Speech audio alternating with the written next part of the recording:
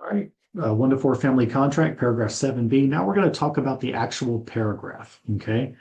Notice it says here, check only one box, right? So when we're looking at this, there's three choices here, right? The first choice is the buyer has received the notice.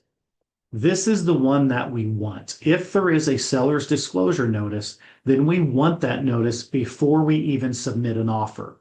Why do we want the notice before we submit an offer? Because at the time of contract, that buyer starts writing checks. They're going to write a check for the earnest money. They're going to write a check for the option money, right? They're also maybe paying for an inspection and they may be ordering the appraisal, all those things. So they could be out, $1,000, $3,000, $4,000 right up front once the contract goes into effect. Now, they may have received the seller disclosure notice and it might have something on there that they're like, oh no, I don't want to buy this property.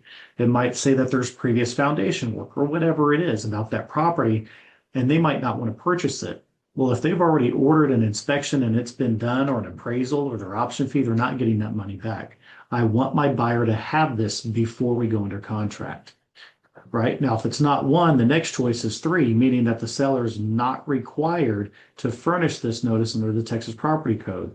And that would be any of these 11 exceptions here. Make sure you know what those 11 exceptions are, right? So if they're not going to be required, it would be that one.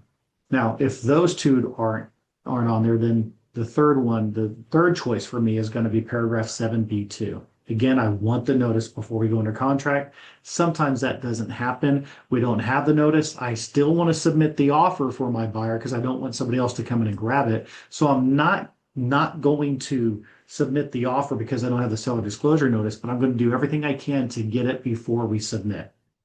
Now, what happens if we don't have the seller disclosure notice and the seller's required to give one? Well, the buyer has not received the notice and within X number of days.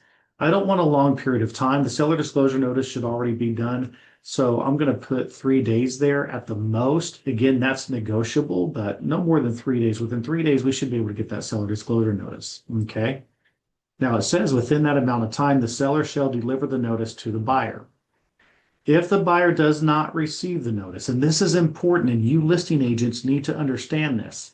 If the buyer does not receive the notice, the buyer may terminate this contract at any time prior to closing, and the earnest money will be refunded to the buyer.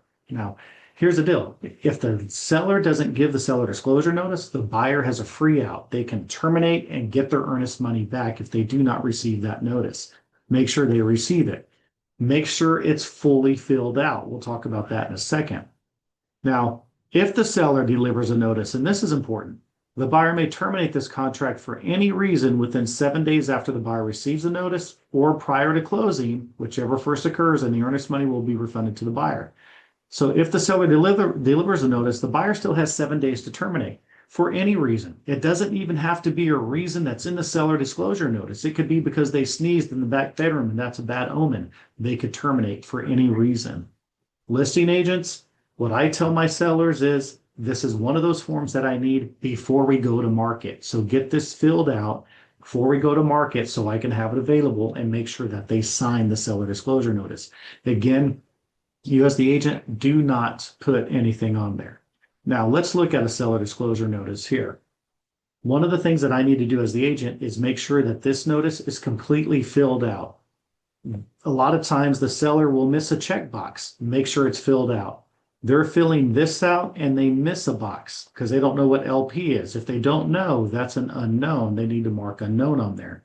So it has to be completely filled out. If you get this back with any blanks on it anywhere, something that's not filled out, give it back to the seller and ask them to accurately fill it out and completely fill it out. It has been reported from past court decisions that a not completely filled out seller disclosure notice was led to zero disclosure and zero protection for the seller. It has to be completely filled out. If they're missing anything, give it back to them. Okay, when they're filling this out, it's yes, no, or unknown. Yes, it has cable TV wiring. No, it doesn't. Or I don't know if it has it or not. So there's no reason for them not to have this thing completely filled out. Okay, so again, a couple of things here. make sure it's completely filled out before you get it. If you're the buyer's agent and you receive the seller disclosure notice and it's not completely filled out, you tell that listing agent it's not completely filled out. We're not going to sign it or accept it. Okay. Now, the seller could be stubborn. The listing agent could be stubborn. It's your buyer's decision to move forward or not if that thing's not completely filled out. But they need to understand that they're taking that risk and they should get an inspection on that property for sure. Okay. So I hope that helps. You have questions, again, come see us. This is one of the most important aspects of this whole contract is the seller's disclosure notice because it's protection for the seller. It's notice to the buyer. We may not even go under contract and that's okay. We'll find another house if there's something in there that they don't like. Okay. All right. See you in the next video.